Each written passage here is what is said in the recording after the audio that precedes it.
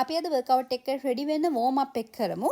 Workout එකට කලින් අපි කරන්නේ ඩයිනමික් ස්ට්‍රෙචින්. මේකෙන් අපේ බොඩි එක ඇක්ටිවේට් කරනවා සහ අපේ නර්වස් සිස්ටම් එකට දැනුම් දෙනවා අපි දැන් මූව්මන්ට් එකක් කරන්න යන්නේ කියලා. අපි මුලින්ම නෙක් එකෙන් පටන් ගමු. මේ විදියට උඩට සහ පහළට 10ක් කරනවා. හොඳට වෙලාව අරගෙන ස්ලෝලි කරන්න, කන්ට්‍රෝල් තියාගන්න. මොකද නෙක් මසල් එක ඇදුනොත් ඒක හරි පේන්ෆුල් අපි නිතරම පාවිච්චි කරන නිසා.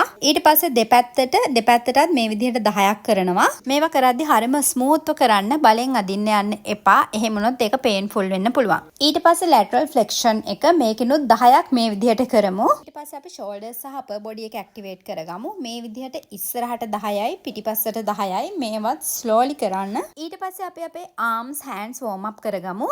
මේ විදිහට අත් දෙක ඉස්සරහට දික් කරලා චූටි රවුන්ඩ් ඇතුළට 10යි එළියට 10යි. මේක කරද්දී ඔයාලට හොඳට ස්ට්‍රෙච් වෙනවා දැනෙනවා.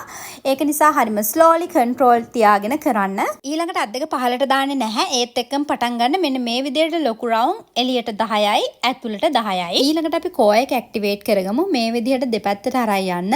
හොඳට ඉන දෙපැත්තට අරයි යන්න. ඔයාලට හොඳට ස්ට්‍රෙච් වෙනවා තේරෙනවා.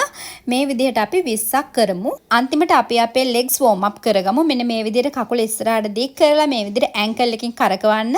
ඇතුළට 10යි එළියට 10යි. legs warm up කරන විදි ගොඩක් තියෙනවා. මම මේ හරිම simple එකක් තමයි කියලා දෙන්නේ. simple but effective. මේ විදිහට අපි අපේ කකුල් දෙකම warm up කරගන්න ඕනි. මේකෙන් පස්සේ ඔයාලට පුළුවන් තව විනාඩි 5ක් වගේ අරගෙන ටිකක් උඩ පනින්න, එක තැන දුවන්න. මේවා අමාරු කෙනෙක්ට නම් ටිකක් හිමීට ඇවිදින්න. දැන් ඔයාගේ බොඩි එක වර්කවුට් එකකට රෙඩි.